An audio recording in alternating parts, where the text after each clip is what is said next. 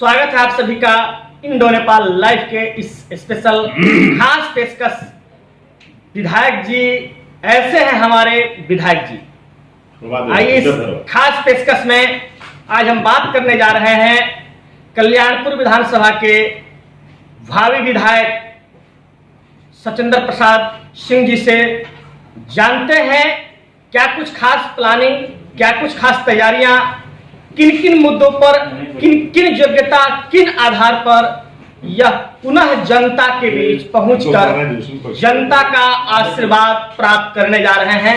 वो तमाम सारे मुद्दों पर हम आज चर्चा करेंगे सचिंदर प्रसाद सिंह जी से, जो यहाँ के वर्तमान विधायक हैं। आइए हम बात करते हैं विधायक जी से। इंडो नेपाल लाइव के इस स्पेशल खास पेशकश में ये है हमारे विधायक जी। इस दौरान हम आज बात करने जा रहे हैं विधायक सचिंदर प्रसाद सिंह जी से। हम जानते हैं अगली बार आने वाली तमाम सारी रणनीति, स्ट्रेटजी और प्लानिंग पर। विधायक जी, हमारे इंडो नेपाल लाइव में आपका सबसे पहले बहुत बहुत स्वागत है इस खास पेशकश में। बहुत बहुत धन्यवाद आपको, आपका भी स्वागत है। आप मेरे यहाँ आए हैं, आपका बहुत बहुत स्वागत। अब हम जानना चाहते हैं ये है हमारे विधायक जी में क्या कुछ खास है, किस तरह फिर आप जनता के पास किन योग्यता, किन आधार पर पुनः जनता से आशीर्वाद मांगने के लिए तैयार हैं और लगातार लोगों से उम्मीदें रखे हुए हैं, इस संबंध में क्या कहेंगे आप? देखिए, हम राजनीतिक व्यक्ति हैं, राजनीति में काम करते हैं। भारतीय जनता पार्टी के हम समर्पित सिपाही हैं और भारतीय जनता पार्टी का काम करते हुए भारतीय जनता पार्टी ने मुझे अवसर दिया, जनता की कृपा हुई। इसके पहले मैं केसरिया का भी विधायक था और आज मैं कल्याणपुर का विधायक हूँ और फिर चुनाव भी है, सामने चुनाव है। तो जो काम हम कर रहे हैं, हमारी सरकार जो काम कर रही है, सरकार के काम के हिसाब से और मैं भी जिस प्रकार से जनता से जुड़ा रहता हूँ, उसके अनुसार मुझे पूरा विश्वास और भरोसा है कि जनता मेरे काम को पसंद करेगी। जनता सरकार की काम को पसंद कर रही है और निश्चित रूप से जनता का आशीर्वाद हमें प्राप्त होगा। आपके कार्यकाल के दौरान किए गए आपके क्षेत्र में विशेष कार्यों की जानकारी चाहती है यहाँ की विधानसभा की आवाम। कुछ खास कार्य जो आप जिस बुनियाद पर, जिस ढांचा पर आप फिर पुनः जनता के पास जा रहे हैं, उस कार्य के बारे में थोड़ी सी बताएं यहाँ की आवाम। देखिए, मैं 2015 में इस क्षेत्र का विधायक बना। ये कंप्लीट रिमोट एरिया है, देहाती क्षेत्र है। यहाँ मैं जब विधायक बना, कोई भी उद्योग धंधा नहीं था, ग्रामीण सड़कें भी ठीक से नहीं बनी हुई थी।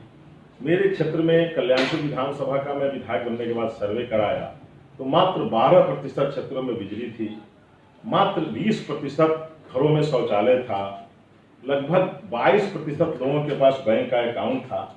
और आज जब मेरे क्षेत्र में आप इसको ठीक से सर्वे करेंगे तो आप पाएंगे कि आज बड़े उद्योग के रूप में मदर डेयरी भी है, आज के दिन में बड़े उद्योग के रूप में आज बापूधाम मिल्क प्रोड्यूसर कंपनी भी है, जिसका बड़ा और छोटा ब्रांच मिला के मेरे कल्याणपुर विधानसभा में कम से कम 100 से ज़्यादा जगहों पर दूध कलेक्शन का काम करती है। और उस हिसाब से यहाँ के जनता को, वैसे लोगों को उसका लाभ भी प्राप्त होता है। आज मदर डेयरी खुलने से एक तो औद्योगिक विकास हुआ है, दूसरा हमारे क्षेत्र के कई नौजवान जिनको उसमें रोजगार मिला है, किसी न किसी रूप में काम मिला है और किसी न किसी रूप में उससे लाभान्वित हो रहे हैं और क्षेत्र की प्रतिष्ठा बढ़ी है। आज लगभग 98% से ज़्यादा घरों में बिजली जल रही है, लगभग 30% खेतों तक बिजली पहुंच गई है। उद्योग के लिए भी बिजली की व्यवस्था हो रही है कि ग्रामीण क्षेत्रों में भी बिजली पर आधारित उद्योग को बढ़ावा दिया जाए और इसके लिए भी काम हो रहा है। 20% के लगभग घरों में शौचालय था मेरे क्षेत्र में। और ये भादों का महीना जिस प्रकार से बरसात हुआ, इस बार लंबे बरसात में जो हम लोग अपने गांव का दृश्य देखते थे कि गांव में शाम को जब सड़कों पर निकलते थे, लाइट की रोशनी में जब अपने घर की बेटी बहनों को देखते थे तो सर अपने सर से झुक जाता था। और आज लगभग 95% लोग, मैं दावे के साथ कह रहा हूं आपके चैनल के माध्यम से कि मेरे क्षेत्र के 95% लोग हैं जो अपने घर में इज्जत घर बना के अपनी इज्जत की रक्षा कर रहे हैं। उनको सड़कों पर निकलना नहीं पड़ रहा है और आदरणीय नरेंद्र मोदी जी के स्वच्छ भारत के अभियान को भी सकारात्मक कर रहे हैं। आज 98% परिवारों में बिजली जल रही है, कहीं किसी को कोई समस्या नहीं है। 22 घंटे, 23 घंटे, 24 घंटे बिजली की आपूर्ति हो रही है, किसी को कोई इस प्रकार की परेशानी नहीं है। आज साधारण आदमी को भी आप देख रहे हैं, आप ऐसे भी मैं आपके चैनल के माध्यम से आपको बताना चाहूंगा और अन्य भाइयों को भी बताना चाहूंगा कि जहां अधिक महिलाओं की भीड़ आपको दिखाई पड़ रही है, आपको भी समझ में आ जा रहा है, मुझे भी समझ में आ रहा है कि कोई ना कोई बैंक का ब्रांच यहाँ है।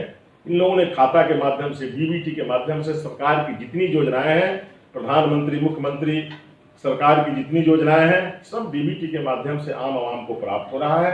कहीं उसमें कोई गड़बड़ घोटाला नहीं हो रहा है। यही जब एक एक आदमी को जनधन का खाता खोलने का आदरणीय प्रधानमंत्री जी आह्वान कर रहे थे, तो इस देश के कई नेता इस प्रकार से बयान कर रहे थे कि लग रहा था कि जैसे मोदी जी इन लोगों को कोई ऐसा कुकर्म में डाल रहे हैं। ऐसी ऐसी बयान इन लोगों का आ रहा था, लाइन लगा के मोदी जी ने इनको ऐसे कर दिया, वैसे कर दिया, और आज सबके खाते के माध्यम से पैसा आ रहा है।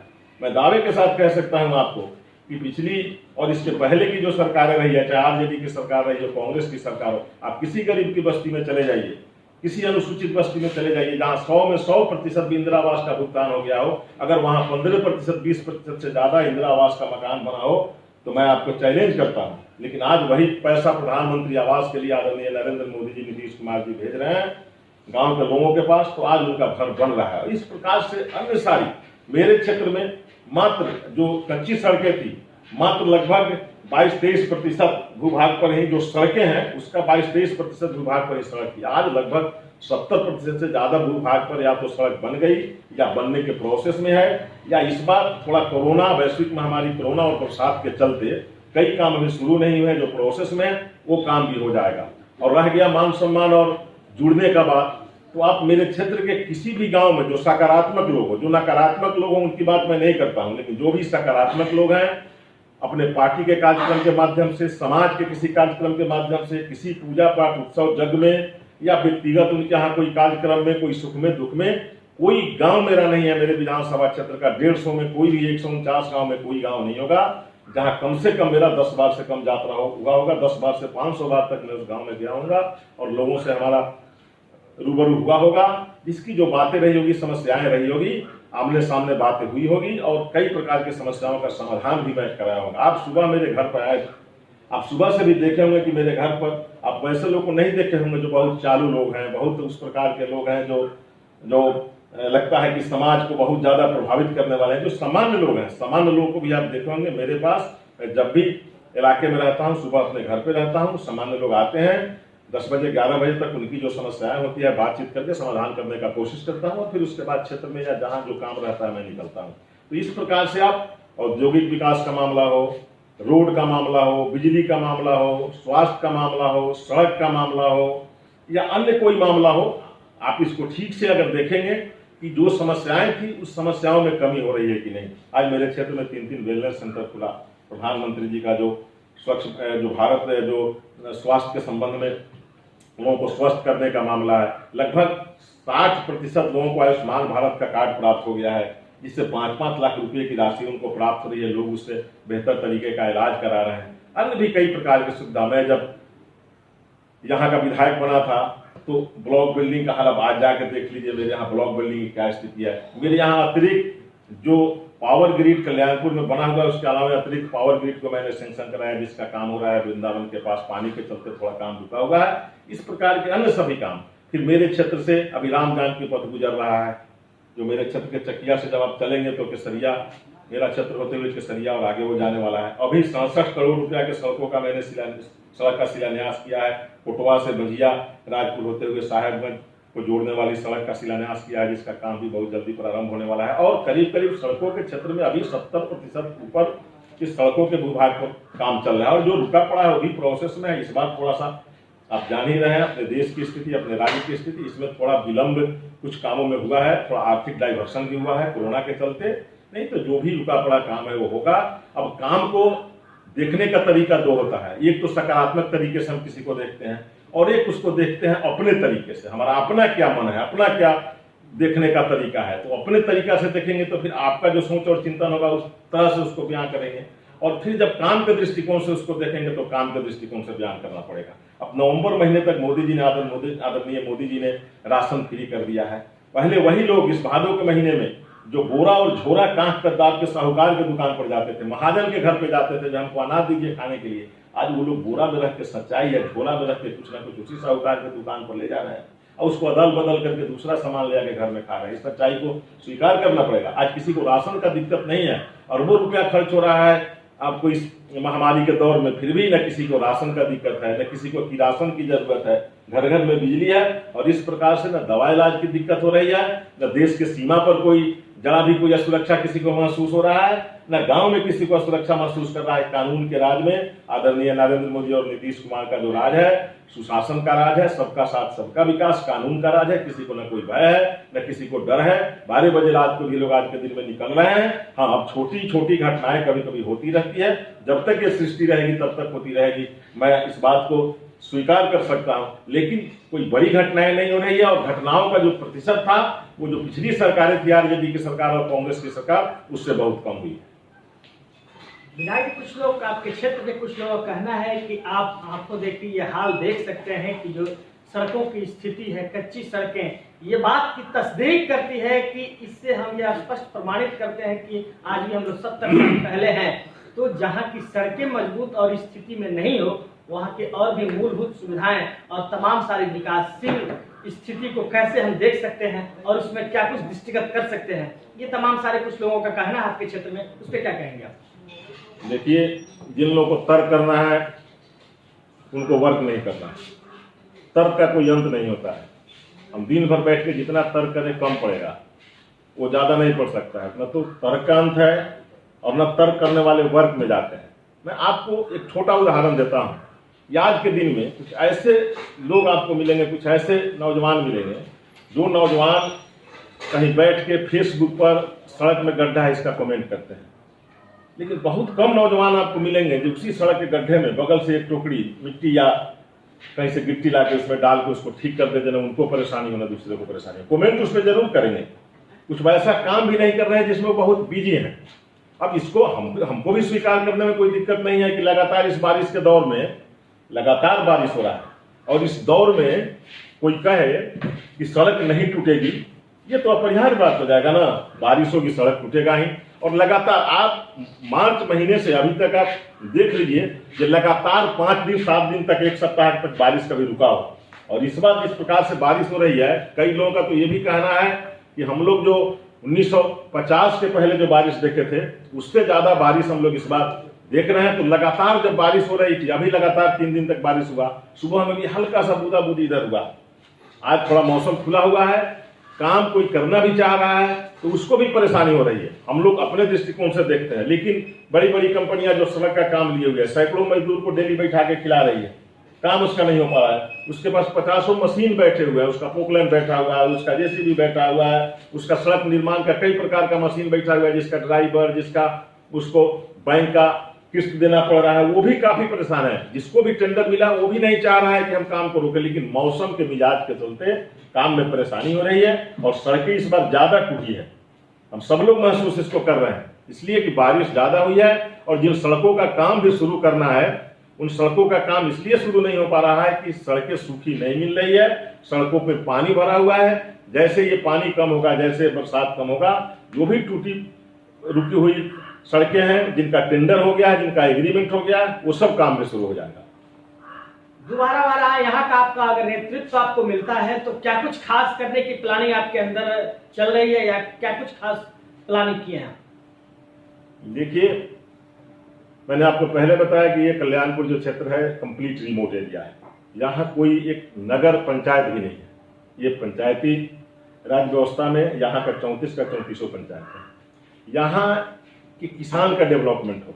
जैसे मैंने सरकार से डिमांड किया, सरकार ने, बिहार के सरकार के सदन में मैंने बहस किया, मैंने क्वेश्चन किया, सरकार ने डिमांड कर दिया कि किसी प्रकार का कोई उद्योग धंधा, खासकर चीनी मिल के संबंध में, जो एक बड़ी समस्या है हमारे क्षेत्र की, मैं इसको स्वीकार करता हूँ, हम लोग भी इससे प्रभावित हैं।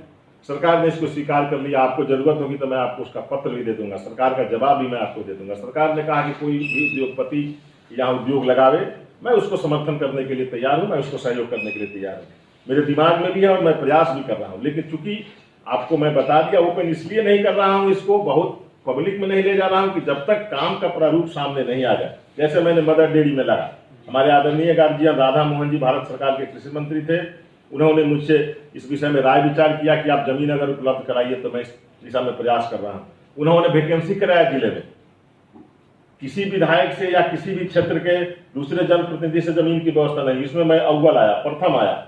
और एनएच के किनारे एक तरह से गिफ्ट समझिए, मैंने अपने क्षेत्र के किसानों का 7 एकड़ जमीन उसमें एक तरह से गिफ्ट समझिए, बहुत कम मूल्य पर उसको दिलवा दिया और आज वो फैक्ट्री बन के आपके यहाँ के सामने तैयार है। और उत्तर बिहार में क्या, बिहार में बता दीजिए कि इस 5 साल के रिजीम में मदर डेयरी से कोई बड़ा फैक्ट्री कहीं बिहार में लगा और उसका लाभ भी लोग उठा रहे हैं। तो इस प्रकार की अन्य कई फैक्ट्रियों का भी प्रस्ताव जिससे हमारे क्षेत्र के नौजवानों को काम मिले।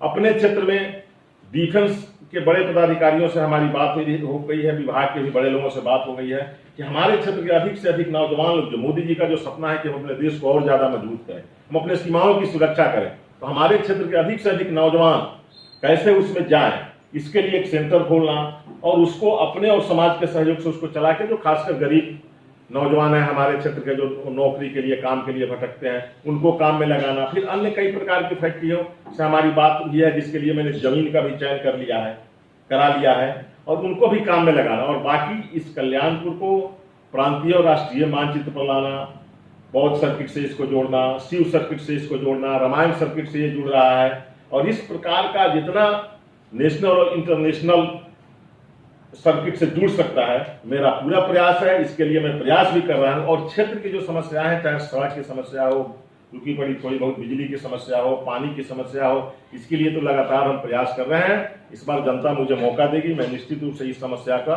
समाधान तो करा ही दूंगा। और जो बड़ी बड़ी जरूरतें हैं, इसके लिए भी मैं प्रयासरत हूँ कि हमारे क्षेत्र में बड़ी बड़ी जरूरतों का भी निराकरण हो और हमारे क्षेत्र के नौजवानों को, बेरोजगारों को, किसानों को, मजदूरों को, सबको काम मिले। आदर्श आचार संहिता का घोषणा हो चुका है। आचार संहिता के तहत अब दूसरी बार फिर आप जनता के बीच आशीर्वाद लेने के लिए जा रहे हैं। तो आज जनता परिभ्रमण, जनता का आशीर्वाद का आज का आपका प्रोग्राम क्या है? अभी तो प्रधानमंत्री जी के मन की बात चल रही है, उस मन की बात को बीच में हम गैप करके आपके साथ आए हैं। आज यहाँ के जनता दर्शन के बाद थोड़ा सा फ्रेश होंगे और निकलेंगे। यहाँ से मुझे पूरन छपरा के इलाके में, हमारा इधर का जो पूरब का जो इलाका है, पूरन छपरा, बांसघाट, भुवन छपरा, उधर का जो इलाका है, इसी इलाके में मुझे शाम तक रहना है। उधर ही जनता से मिलना है, कुछ छोटी मोटी बैठकें हैं, कई लोगों से मुलाकात करना है, कई प्रकार की समस्याएं हैं, उधर मुझको आज मूव करना है।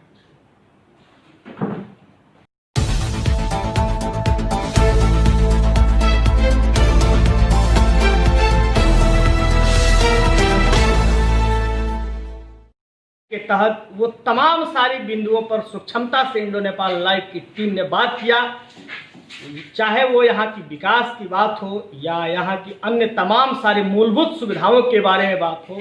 बखूबी यहाँ के वर्तमान विधायक सचिंदर प्रसाद सिंह ने सभी विषयों पर सूक्ष्मता से प्रकाश डाला और वहीं उन्होंने यह भी कहा कि अगली बार मुझे नेतृत्व मिलती है तो जो भी कुछ, या डिफेंस की बात हो या बेरोजगारी हटाने की बात हो या नवयुवक के रोजगार की बात हो या किसानों की समस्या को मजबूती के साथ, गंभीरता के साथ हम सरकार में उठाएंगे और कोशिश करेंगे कि हमारे अपनी इस विधानसभा का मानस पटल पूरे देश स्तर पर, पूरे विस्तार से तमाम वो सारे पटल पे आए और इसका नाम रोशन हो।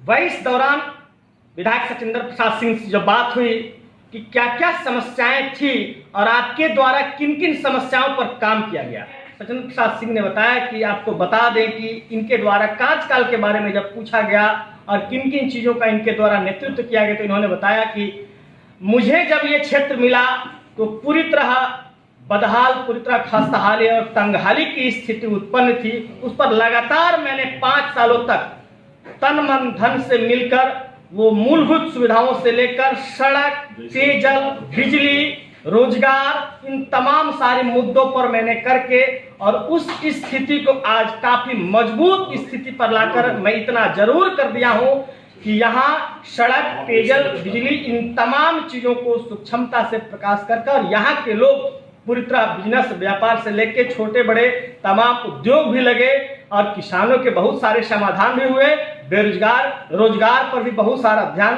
आकर्षण किया गया। साथ ही विकास की बहुत ऐसी कार्य जो आप ज्वलंत है वो आप देख सकते हैं, इन्होंने ये भी बताया। यानी ये कहा जाए कि विधायक सचिंद्र प्रसाद सिंह अपने कार्य को लेकर के पूरी तरह विश्वास से लबरेज हैं। इन्हें लगा है कि ये पूरी तरह हम काम और समर्पण और लोगों के बीच सुख दुख में पहुंचने के बाद हम पूरी तरह जनता के बीच फिर पहुंच रहे हैं। अपने कार्यों की बुनियाद से, अपने काम के बदौलत, अपने काम के दम पर मुझे उम्मीद है कि, मुझे भरोसा है कि जनता पुनः मुझे आशीर्वाद देगी। अगर दूसरी बात मुझे नेतृत्व मिलती है तो खास तौर पे हम विकास के साथ साथ डिफेंस और नवयुवक बेरोजगारों को रोजगार पर और तमाम भी ऐसे चीजों पर हम ध्यान देंगे जो यहाँ के पूर्ण विकासशील जगहों को स्थान दिया जाए, चाहे वो राष्ट्रीय स्तर पर हो या अंतर्राष्ट्रीय पर हो। ये पहचान देना सभी प्लेटफॉर्म पर, इस विधानसभा को, कल्याणपुर विधानसभा को प्लेटफॉर्म पर लाना, यह हमारी पहली प्राथमिकता होगी। अब हम आज के जनता दर्शन के बारे में भी उन्होंने बात किया। उन्होंने कहा कि आज का मेरा प्रोग्राम, जैसे आप बता रहे हैं, आज नरेंद्र मोदी जी का मन की बात को सुन करके और थोड़ी देर में ये हम अपने आवास से निकलेंगे और अपने क्षेत्र में तमाम सारे जनता से आशीर्वाद लेंगे। आज शाम तक का मेरा यही रूटीन है। पुनः मैं अपने घर वापस।